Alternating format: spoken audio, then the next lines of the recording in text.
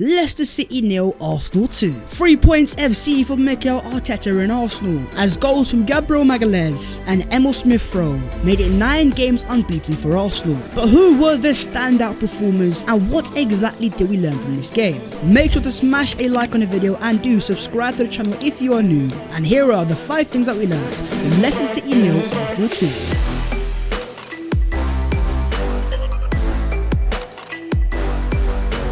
First things first is Aaron Ramsdale masterclass. When Arsenal signed Aaron Ramsdale for a fee of £24 million, many Arsenal fans, including your boy, was so doubtful. After all, after 2 successive relegations, many Arsenal fans were against the signing. But ever since he's joined Arsenal, I will not lie to you guys, I have generally never been so happy to be so wrong on a player. As once again today, we witnessed an Aaron Ramsdale masterclass. First things first, that unbelievable save from a James Maddison free kick. It was going top corner and Aaron Ramsdale pulled out a weldy. It was so good that Premier League legend Peter Schmeichel tweeted out, "That is the best save I've seen from years by Ramsdale." Ramsdale is getting cosigns from Man United and Premier League legends. This, my friends, is something you absolutely love to see. In terms of the overall XG, Leicester were on top with 1.98 to Arsenal 0.92. But ultimately, Arsenal not only scored 2 goals but kept a clean sheet, and as many down to the Arsenal goalkeeper. And allow the stats to do the talking. As Opta Joe says,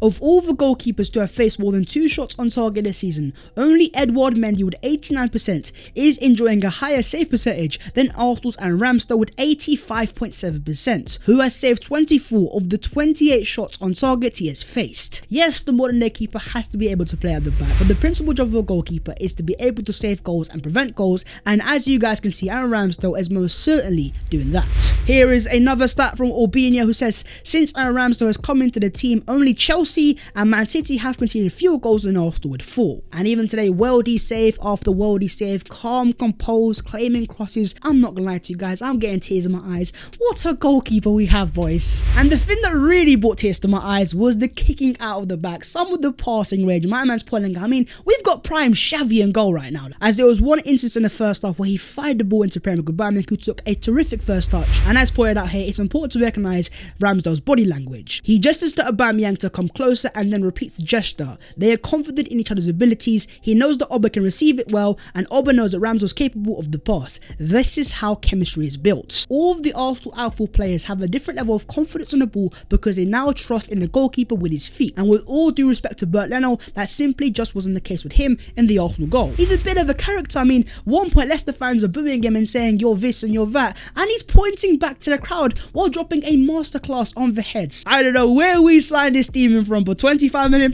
right now looks like a bargain. And after the game, Mikel Arteta and Ramsdale has said, "We invest money in talent and people that we believe can be great for the future of the club. We have made the decision based on that." Aaron has had some really encouraging performances. He has made some really incredible saves to help the team. It's only the start. And oh boy, were most of Arsenal fans wrong on this goalkeeper. And as I said, I have never been so happy to be so wrong. If anything, I want more and more Arsenal players to make your boy look like a fool. Ramsdale was also awarded the official BT Sports Man of the Match after the game. But let me know your own thoughts on the Arsenal brand new #1 and how impressed have you guys been by Aaron Ramsdale in the Arsenal goal. On to the second thing, and that is monstrous Gabriel MAGALHAES. Not only was Ramsdale great in goal, but the players in front of him, Benny Blanco, Takehiro Tomiyasu, Nuno Tavares, but most importantly Gabriel MAGALHAES, also a goal scorer of the Arsenal first goal. And in terms of Gabriel's overall stats, 90 minutes played, 44 touches, 26 passes, 1 goal, 7 clearances, 1 block, and 3 aerial duels won. It was a monstrous performance from Mr. MAGALHAES. And the fact that Arsenal signed this guy for just £23 million. Listen, Lil, I know you guys might have scammed us with Pepe, but in terms of Gabriel MAGALHAES, we have scammed you guys. Gabriel MAGALHAES is also now unbeaten in his last 14 starts for Arsenal in all competitions. Make no mistake, Gabriel MAGALHAES is up there with the most important Arsenal players, and alongside Benjamin White, he is forming a pretty decent centre-back partnership.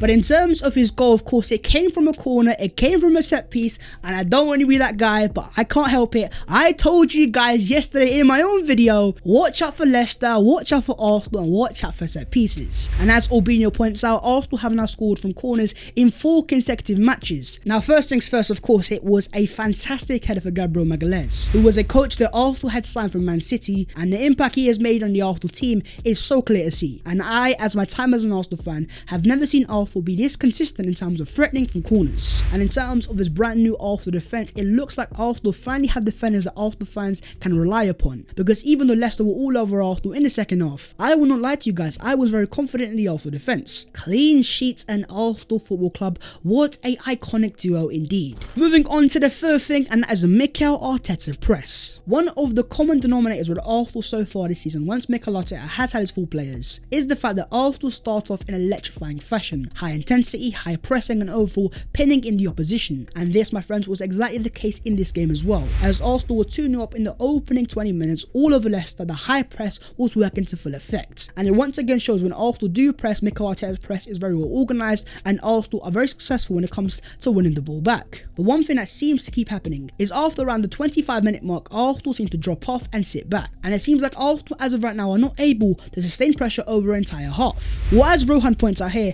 I don't see it as primarily down to the fitness levels with regards to us dropping off at times, but more to do with the fact that this is still a very young team, learning how to cope with different game states, fan pressure and intensity, which you can understand. I think the key part here is the lack of experience in the current Arsenal team. And in terms of the midfield, Emile Smith Rowe in the middle of it, 21 years of age, who by the way, once again impressive and showing Arsenal fans great character. But overall, with that lack of experience throughout the entire Arsenal team, you can see that Arsenal lack sometimes a bit of experience to slow the game down and control the pace of the game. But this wasn't the first game that Arsenal have gone 2-0 up in the first half. We've done it against Tottenham, Aston Villa and now Leicester City. Now, my ultimate theory behind this is the fact that the more experience these young Arsenal players get into getting into these sort of situations, the more that we are going to see these Arsenal players be able to sustain the pressure and overall control the pace of the game. The clear plan and the vision is definitely in place. But as per, let me know your own thoughts down below on the Arsenal performance and Mikel Arteta's press and tactics. Were you guys happy with the overall Arteta tactical plan today? Moving on to the fourth thing, and that is Emile Smith Rowe's goals and assists. ESR is a player that every single Arsenal fan loves. In fact, your boy currently has his name on the back of his shirt. He is quite clearly a player of many talents, and he is also a player still 21 years of age. But at the same time, the fact that Arsenal gave him a brand new bumper contract and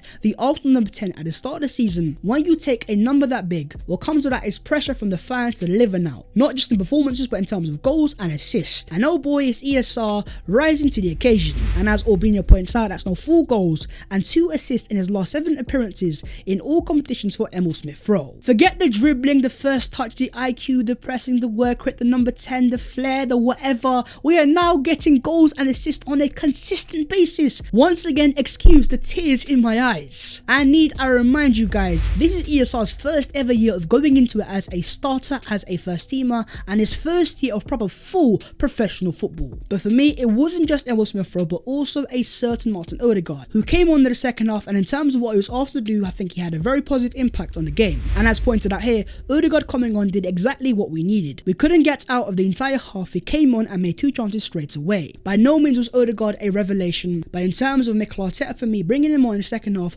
was a very good substitution, because even though Lacazette was working very hard in terms of Arsenal's overall control in the central midfield, we were lacking it. So to take off Lacazette and to bring on a ball retainer like Martin Odegaard, he for me had a very positive impact in what he was asked to do. And so hopefully with that positive cameo, he can take some positive confidence. Because I will not lie to you guys, I've always been a massive fan of Martin Odegaard. I still definitely see a player there. And if he can regain his confidence for me, Arsenal have a very, very good player there, who is still, by the way, still 22 years of age. But let me know your own thoughts down below on the cameo of Martin Odegaard. And moving on to the fifth and final thing, and that is Arteta's signings are shining. Need I remind you guys, Arsenal spent the most amount of money in the summer transfer window of any other Premier League club. And in terms of the players that Arsenal signed, Emile Nuno Tavares, Ben White, Martin Odegaard, Aaron Ramsdale, and Takehiro Tomiyasu, all who are players that played a part in today's win. And as Fabrizio Romano points out, Arsenal's board backed Mikel Arteta at the beginning of the new season after poor results, and now he's doing a great job, and the team is back at performing at a very good level. And the new signings by Edu performing so well, no more criticism of a £30 million goalkeeper Aaron Ramsdale, who was incredible today. Now obviously Edu Gaspar does play a massive part in the Arsenal transfers, but it has been well reported by The Athletic